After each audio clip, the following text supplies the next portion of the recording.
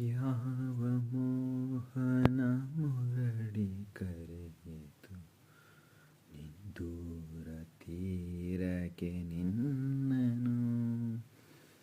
ಯಾವ ಬೃಂದಾವನವು ಸೆಳೆಯಿತು ನಿನ್ನ ಮಣ್ಣಿನ ಕಣ್ಣನು.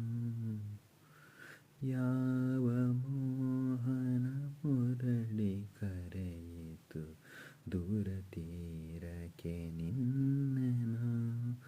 ಯಾವ ಬೃಂದಾವನವು ಸೆಳೆಯಿತು ನಿನ್ನ ಮಣ್ಣಿನ ಕಣ್ಣನು. ಹೂವ ಹಾಸಿಗೆ ಚಂದ್ರ ಚಂದನ ಬಾಹುಬಂಧನ ಚುಂಬನ.